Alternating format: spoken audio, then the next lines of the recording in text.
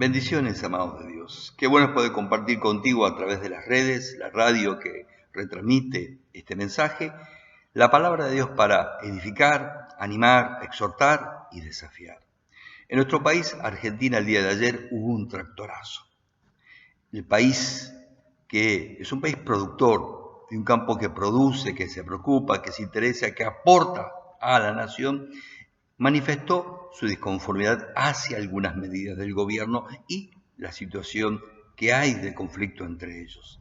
Pero esto que en nuestro país le llamamos una grieta no es la única. Hay muchas grietas.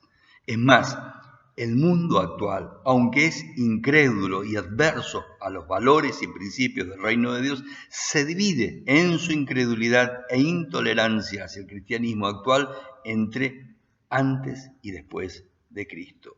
Y yo quiero hablar contigo y compartir precisamente porque hay una grieta mucho más importante que un día se va a manifestar en el futuro, en el regreso del Señor. Y esta grieta tiene que ver contigo, conmigo y aún con los que no creen en Dios y también con aquellos que creen creer en Dios, pero sus vidas reflejan otra cosa.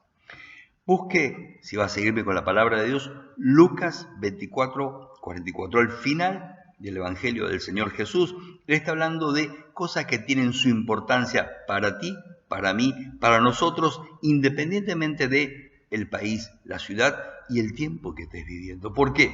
Porque la palabra de Dios no va a cambiar, sino que lo que tiene que cambiar es nuestro corazón y sus enseñanzas siguen siendo pertinentes, vigentes y tienen poder para transformar las vidas. Jesús no solo pidió que recordáramos su obra, su persona, lo que Él hizo por nosotros en la cruz y que recientemente en la Pascua tuvimos presente y compartimos. Se hace necesario detenerse y reflexionar. Lucas 24:44, usa la Reina Valera contemporánea, dice así: luego el Señor le dijo, está con sus discípulos reunidos, lo que ha pasado conmigo es lo mismo que les anuncié cuando estaba con ustedes. Era necesario que se cumpliera todo lo que está escrito acerca de mí en la ley de Moisés, en los profetas y en los salmos. Entonces, verso 45, les abrió el entendimiento para que pudieran comprender las escrituras. Y les dijo, así está escrito, así era necesario que el Cristo padeciera y resucitara de entre los muertos al tercer día. Y que en su nombre, hoy, vos y yo, se predique el arrepentimiento, el perdón de los pecados en todas las naciones, no en una sola nación, comenzando por Jerusalén. De esto ustedes son testigos. Yo voy a enviarlos sobre ustedes la promesa de mi Padre para que ustedes se queden en la ciudad de Jerusalén hasta que desde lo alto sean investidos con poder. Entonces los llevó de allí a Betania y levantando sus manos los bendijo. Qué pasaje realmente precioso. Pero para comenzar es importante que vos y yo nos enfoquemos precisamente en lo que el Señor dijo. Se cita muchísimas veces fuera de contexto, sin entender que la palabra de Dios tiene la particularidad, esto es hermenéutica, de explicarse a sí mismo. Mateo 5, 17 y 18. Un pasaje que se suele citar para justificar ciertas cosas y no se toma en cuenta que Jesús mismo está aclarando aquí en Lucas 24, 44 sobre su cumplimiento. ¿Qué dice Mateo 5, 17? Yo voy a usar las Américas en esta ocasión para decir que dice la palabra de Dios. Dice el Señor, no piensen que vine a abolir la ley o los profetas. No vine para abolir, sino para cumplir. Verso 18, es importante lo que dice este texto. En verdad les digo que hasta que pase el cielo y la tierra, no se perderá ni la letra más pequeña, ni una tilde de la ley, hasta que todo se cumpla. Es importante. ¿Por qué? Porque el Señor mismo está clarificando en Lucas 24:44 que lo que debía cumplirse no son los decretos, estatutos y cosas que el Señor le manda a la nación y a los israelitas, al pueblo de Israel, sino todo lo que la palabra de Dios desde el comienzo está apuntando a su persona, a su obra, a Cristo, al Señor. Por eso Él dice, justamente esto en Lucas 24:44, que todo lo que tiene que cumplirse acerca de él. Es más, anteriormente, al comienzo de este día importante en la historia que tenemos, cuando el Señor resucita, un día domingo, un día de resurrección, cuando estaba ante Cleofas y su amigo, el Señor en Lucas 24:25 al 27, precisamente hace esto. Cuando se da cuenta que no estaban entendiendo las cosas de Dios, que a pesar de ser hebreos, judíos, conocedores de la cultura y el pensamiento hebreo, ellos estaban malinterpretando lo que claramente la palabra de Dios señala. Él le dice que comenzó a abrirle las escrituras y comenzó a explicarle todo lo que la palabra dice, desde el comienzo hasta el fin, sobre su persona, sobre lo que él tendría que hacer, sobre el rol como Mesías y siervo que tiene que haber hecho. La misma aclaración es válida para ti y para mí. Él vino a cumplir precisamente lo que los profetas y escritos hablaban sobre su persona y lo que Dios ha prometido y da a las naciones. ¿Qué significa hacer memoria de él? Algo que el Señor menciona precisamente en la noche que va a ser entregado y da las palabras y nos anticipa el pacto del cual hoy somos parte, el pacto de la gracia, el pacto de ese amor de Dios derramado y visibilizado en la cruz. El término que él usa cuando habla de hacer memoria de él es un término griego anamnesis.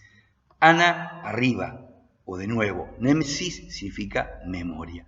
Quien más usa este término es precisamente el apóstol Pablo, que el Señor usa una sola vez, pero Pablo lo usa muchas veces en sus cartas cuando menciona a los que él ama, a los que fue, a los que llegó a la palabra. Filipenses 1:3, Efesios 1:6, 1 Tesalonicenses 1:2, Filemón 4. Tengo memoria, los tengo presentes, me acuerdo de ustedes, están en mi corazón. El término va más allá de traer el recuerdo al presente. Significa traer a esa persona a mi propio corazón y cuando estoy orando o mencionándola, la tengo presente. Es como si estuviese delante de mí. Es decir, que es un acto en el cual nosotros tomamos conciencia de su presencia entre nosotros, porque no es que Dios baja y sube, Dios no es una neblina, el Espíritu Santo no es neblina, no va y viene. Dios es omnipresente, el Espíritu Santo es omnipresente, siempre está. Soy yo el que olvido, lo tengo presente, que Dios está siempre cerca y está en el corazón de los suyos. ¿Cómo ha traído a tu mente y tu corazón la Pascua del Señor? ¿Pasó de largo? Pascua en hebreo significa pasar de, o ha producido cambios en tu relación, en tu amistad con Dios y tu propósito en el mundo. Jesús va a hablar de dos cosas importantes en este pasaje de Lucas 24, las cuales están estrechamente relacionadas entre sí y cómo debe estar el Señor en los suyos, en vos, en mí y en aquellos que el Señor alcance y traiga a su presencia. El Señor está hablando precisamente de que fue necesario que Él padeciera y se cumpliera todo lo que estaba anticipado en los profetas y salmos, los escritos acerca de Él. Primero, indica que fue necesario, era necesario en aquel momento que se cumpliera todas las profecías que lo señalaban como el Mesías redentor, el Mesías sufriente, no el guerrero conquistador que esperaban Cleofas y otros judíos. Tanto la Torá, la ley, por medio de Moisés, los profetas y los salmos señalan precisamente el sacrificio vicario redentor del Señor. En el verso 45 se evidencia como en Lucas 24:27, cuando el Señor está ante estos dos que regresaban de Jerusalén a Emaús, que Él se tomó el tiempo para mostrar cómo cada rollo de las Escrituras anticipaba y hablaba sobre lo que ocurrió y sobre su persona. Luego señala que lo que había despistado tanto a los suyos, sus discípulos estamos hablando, y al resto, la multitud, todo judío, todo con un pensamiento muy hebreo, era necesario y estaba profetizado que el Cristo padeciera y se levantara entre los muertos. Ellos no tenían esta expectativa, su expectativa era otra, y muchas veces el pensamiento judío va contra la realidad evidenciada en los escritos porque se va con filtros a la palabra de Dios. Él mismo en 3 ocasiones anticipó que Él tendría que morir ir, subir y sufrir. Sin embargo, ellos seguían esperando en función de sus propias expectativas o filtros. Es importante que no solo los discípulos, vos y yo también estamos expuestos a expectativas y filtros que condicionan nuestro acercamiento a la palabra de Dios. Pero, ¿por qué era necesario que Él sufriera por vos, por mí, por nosotros, por el mundo? Encuentro varias razones. Voy a mencionar 3 solamente para no ser tan extenso. Primero, era la manera de vencer la indiferencia o apatía, la vagancia espiritual, el egoísmo natural que hay en cada corazón. Él buscó tocarnos, conmovernos, llevarnos hacia Él, atraernos a esa cruz que ahora, a partir de que el Señor fue bajado, está y siempre estuvo vacía y tiene que estar vacía. Lo que no tiene que estar vacío es tu corazón, el lugar que Dios quiere ocupar en tu vida. 2, fue la voluntad del Padre humillarlo, quebrantarlo a causa de vos y de mí, de la rebelión del ser humano. Dios es justo y había un precio que pagar precisamente por el apartamiento de todo hombre, de toda mujer, incluyendo a María, como señala el profeta Isaías. Cristo también pagó en esa cruz por María. Cristo señaló, en tercer lugar, el camino, la vida. Jesús dijo, nadie viene al Padre si no es por mí. Él pasó por la cruz. Tú también tienes que pasar por la cruz y entregar tu corazón a Dios, morir a lo viejo, a la religión, para poder ser levantado por medio de Cristo en la fe que Él pone en el corazón de todo aquel que comprende lo que Dios ha hecho por él, por ella. Tengamos presente precisamente lo que el Señor enseñó mucho antes. En Lucas 9:25 dice, si alguno quiere ser mi discípulo, niéguese, muera, vaya a la cruz, niéguese a sí mismo, tome su cruz, los obstáculos, las trabas, las dificultades, la religión, entonces me podrá seguir. En segundo lugar, fue necesario que Él muriera para, 1, satisfacer la justicia. Dios es santo, es justo, te ama, ama al mundo, ama a la humanidad. Sin embargo, la Biblia es clara. Dice Hebreos 9:22, sin derramamiento de sangre no hay perdón de pecados. Pero no puede ser cualquier sangre. ¿Por qué? Porque todos hemos pecado y por ende todo, antes de que Cristo nos alcanzara con su gracia, estamos apartados de Dios, por lo cual fue necesario que para la justicia de Dios, el que ocupara nuestro lugar en la cruz fuera alguien sin pecado. Ni los discípulos, ni Pedro, ni Juan, ni María, ni Elizabeth, ni Zacarías, ninguno estaba en esa condición. Juan señaló solo a Jesús y dijo que solo Él era el Cordero de Dios. Solo Él era quien estaba sin mancha, sin pecado y el Cordero escogido por Dios. Romanos 5:8 apunta esto, más Dios mostró su amor por nosotros en que siendo pecadores. Pero Romanos 6:23 dice que la paga del pecado es la muerte, más la dádiva, el regalo, la gracia de Dios es vida eterna en Cristo. Fue necesario que Él muriera para pagar ese precio y regalarte la vida eterna que hoy mucha gente desperdicia, desprecia o aún rechaza, como los judíos cuando Esteban se lo espeta en la carne y le dice, están resistiendo al Espíritu Santo. La ley establecía que el Cordero fuera precisamente sin mancha, sin defecto, y el único que cumplía esa condición espiritual que Dios mismo estableció es Cristo. Ni vos, ni yo, ni nadie la cumple. Él es el Cordero de Dios por vos y por mí. Murió porque no había nadie que pudiera hacerlo. Tomó tu lugar. Ningún justo, ninguno que viviera sin pecado podía morir por vos, por mí. Porque muerte significa separación. Y Dios no quiere que estés separado, alejado de Dios. Dios quiere que estés cerca y perciba su amor, su gracia, su bondad. Él es el sacrificio perfecto. Por eso también es el sumo sacerdote, porque fue tentado en todo, como dice Hebreos 4:15, pero no pecó. Murió porque nos amaba y nos ama hasta la muerte.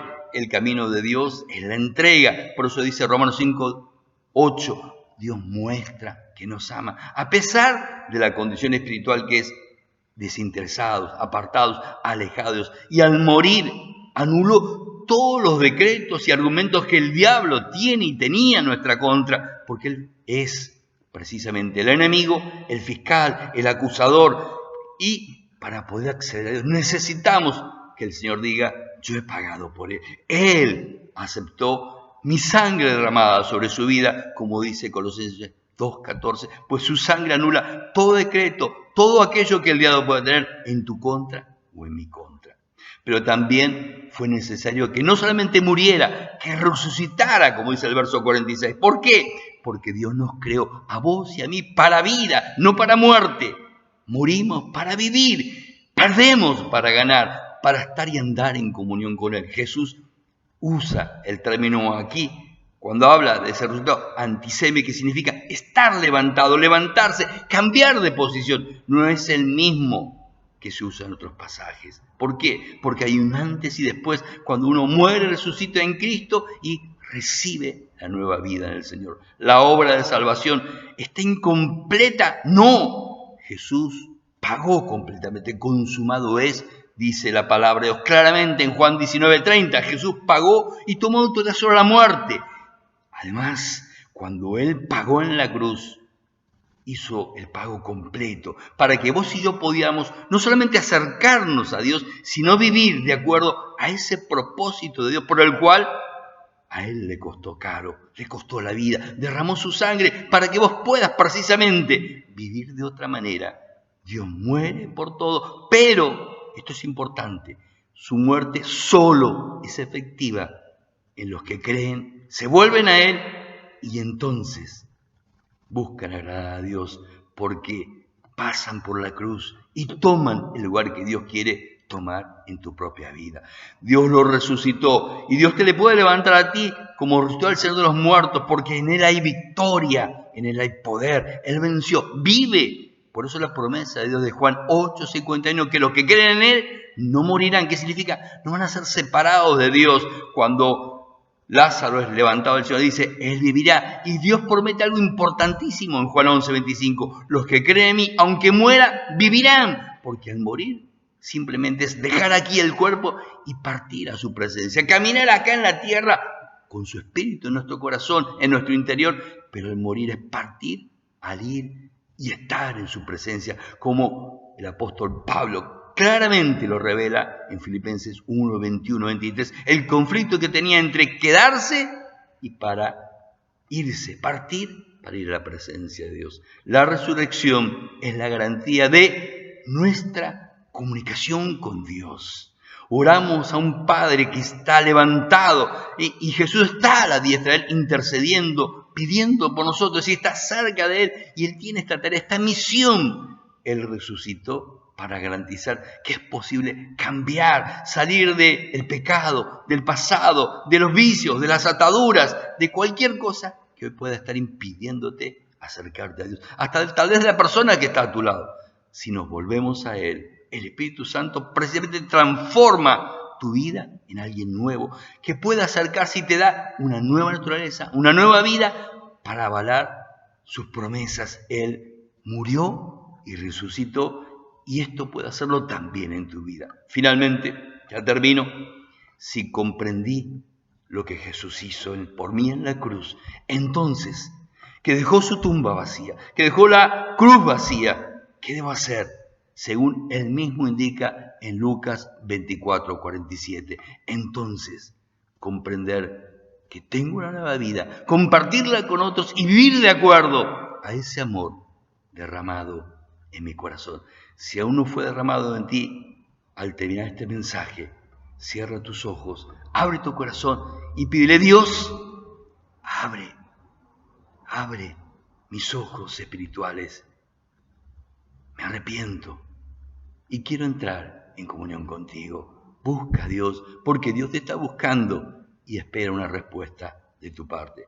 Que Dios te bendiga. Nos colgamos nosotros este domingo a las 19 y vamos a ver otra grieta importante. Te dije al comienzo que la grieta más importante aún está por suceder. Está en Mateo 25. No voy a hablar de esta grieta hoy, voy a hablar de otra. Pero quiero dejarte esta grieta donde Dios va a dividir toda la humanidad, la presente, las generaciones que han pasado, solo en dos grupos. Es la grieta más importante de la humanidad.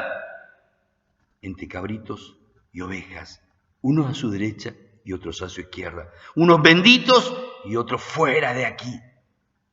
¿De cuál grupo estás siendo parte hoy? Porque de lo cual estás siendo parte hoy, serás mañana. Escoge bien. Dios ya te mostró el camino. Te toca decidir. Bendiciones.